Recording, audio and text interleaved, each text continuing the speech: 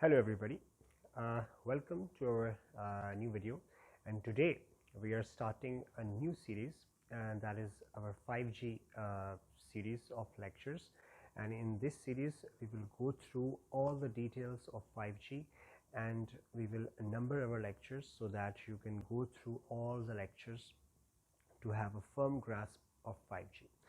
We will start with our first lecture today, and that is regarding the introduction and different features and different basics of 5G. And as we move on in the next 20 to 25 lectures in total, we will cover all the major topics related to 5G and in particular 5G NR.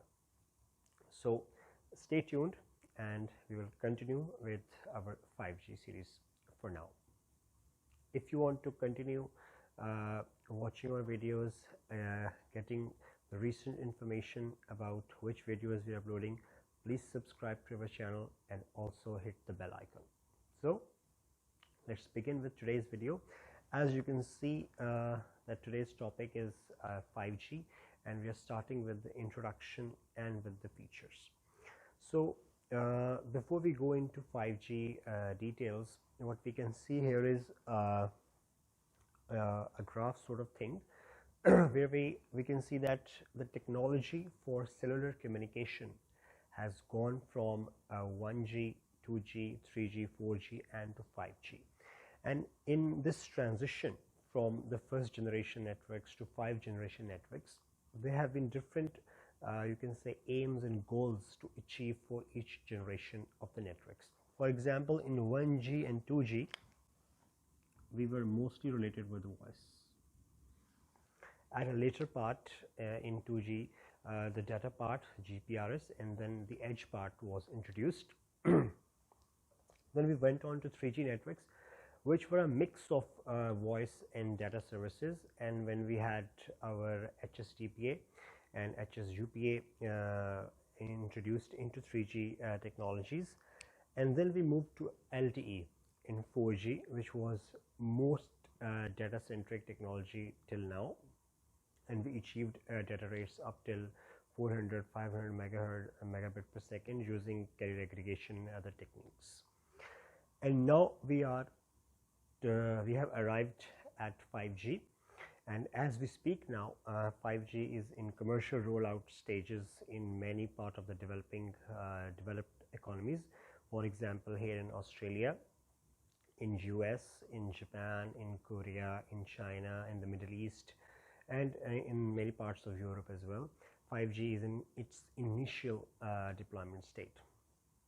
But what we need to emphasize is that from 4G to 5G, there's a huge shift in terms of the technology and in terms of the impact the cellular communication will have on our lives. Before 5G, the major thing that cellular networks were providing were connectivity and the ability to download lots of data, streaming and other services. But now, as you will go into detail in this lecture, you will see that what are the basis of 5G and how it has been achieved. So before we go into the details, I would also like to give you a tip that if you want to have more details about 5G and other things, you should definitely look at the site of 3GPP. 3GPP basically is the standardization body for 5G and its specifications, and you can go there. Right now, all the commercial deployments are based on release 15. And it has been frozen. There are right now commercial equipment is being deployed based on release 15, and then release 16 and release 17 are in progress. So now the basics of 5G is basically to provide three basic use cases. The first is eMBB, that is your enhanced multimedia broadband experience. Then is your URL LLC, that is your ultra reliable low latency communication, and then you have your massive machine tap communication. Basically these three areas are these are the three areas which provide the massive shift that 4G and 5G, from 4G to 5G. In case of eMBB, we have the multimedia broadband enhanced version, in which we should be receiving peak data rates of in gigabit per seconds, and at vehicle speeds of up to 500 km per hour. So if you're traveling in a fast train in Europe or in China or in any place in the world, you should have through 5G enhanced streaming experience, enhanced multimedia experience, and this is a huge shift from LTE, because in LTE the vehicular speed is around 150 to 200, but in 5G you can have this multimedia experience up till 500 km per hour. Then you have your ultra reliable low latency communication. This part of 5G specifications directly deals with your automated cars, virtual reality, augmented reality, but specifically your connected cars and your connected industries. Because when you're, for example, you are considering the scenario that the cars, automated cars, are communicating with each other, so in that case they will have to provide information to each other in a very short span of time, because the decisions have to be made in milli or microseconds to avoid any collision or any stuff like that. And then they have to process that information and basically provide the required action.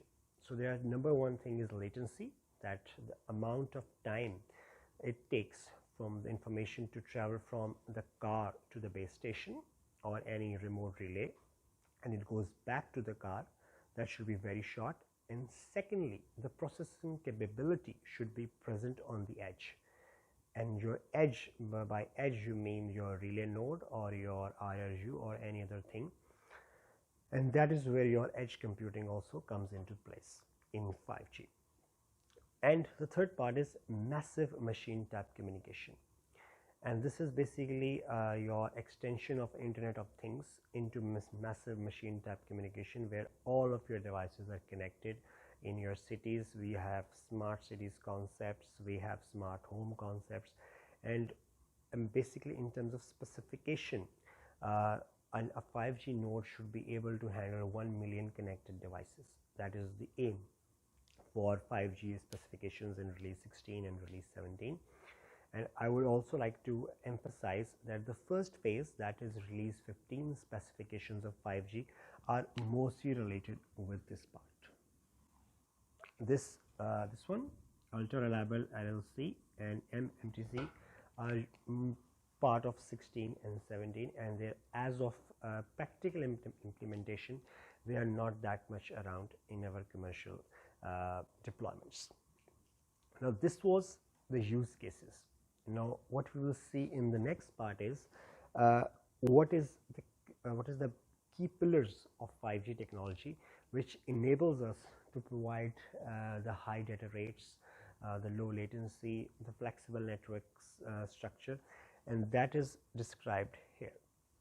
Before this, I will just also like to tell you that as per 3GPP specifications, the peak data rate is like 1 gig per second in your downlink, and the latency target is up till 1 milliseconds in 5G, and that is for the most reliable communication, the most fast communication possible. Now when we come to spectrum in 5G, basically we have a spectrum from low megahertz, for example from 0 to 3000 megahertz, and then we have spectrum from 3000 to 6000 megahertz, that basically translates to your 3 gigahertz to 6 gigahertz band. And then the introduction of millimeter wave, where we can use the spectrum from 24 gigahertz to 100 gigahertz, and this is where a lot of spectrum is available right now, and therefore 5G enables the operators to launch their network in spectrum which is not used as of now. So that is your spectrum. And in your millimeter wave communication, basically your cell area would be very small, but it provides you a lot of capacity. And in order to deal with the specific nature of millimeter waves, that it is being transmitted on a very high frequency, we have flexible subcarrier spacing in 5G, which we will discuss in this part, network flexibility. The second part which 5G provides is your network flexibility. In terms of your frame structure, 5G is very flexible. We will discuss that in another lecture. But in terms of your time slots, there is flexibility available. In terms of your subcarrier spacing, there is flexibility available. We have subcarrier spacing from 15 kilohertz to 30 kilohertz, 60 kilohertz, 120 kilohertz, and 240 kilohertz. Then we have multiple amount of time slots available in one subframe for 5G. So we can have a time slot where with 1 millisecond duration, 0.5, 0.25, and so on. And this will enable us to provide services based on typical user demand. In addition to this, there is network slicing available in 5G, where you can basically slice your spectrum with respect to the services that you are providing. For example, you can provide in terms of your IoT, Internet of Things, you can basically slice your network. Then you can basically slice your network for your multimedia broadband. Then you can slice your network for your best effort services, and so on. And in addition to this, you have your network virtualization function in 5G, where you can basically in the cloud virtualize your radio base station functions and many other functions, and therefore improving your latency. That is another part. Then the third part is massive MIMO and advanced beamforming techniques. Massive MIMO is a technique where you basically have hundreds of antenna elements, and when you consider, in general, when you think that you have an antenna element, you think of a very huge panel. But when considering massive MIMO, it is basically antenna patches which you basically, in terms of one antenna, it enables to transmit different beams from one panel of antenna, which basically it divides that antenna panel into different transmitting ports. So you can have 64 ports, you can have 128 ports, you can have 256 ports, and with massive MIMO and advanced beamforming techniques, you can have 4, 8, 16 beams streams being directed to one user or to multiple users, and it enhances your capacity tremendously. And then you have your 3D beamforming and other techniques which are also being used in 5G, which also improves your SANR and therefore improves your capacity to a great deal. And then you have your multi-connectivity in terms of initial deployments, and there is an option available where your mobile can connect to both to LTE and to 5G. And as of current scenario, the master cell is your LTE and the primary cell is your 5G cell. So 5G has the capability that it provides you dual connectivity to both LTE and to the 5G network, and therefore you can access services from both ends. So this was our lecture for introduction to 5G, the basic features and the basic use cases of 5G. And in our next lecture, now we will basically see 5G architecture, 5G channels, 5G other features, and hopefully this will help you understand 5G and also make you able to work in a 5G environment. Thank you and see you next time.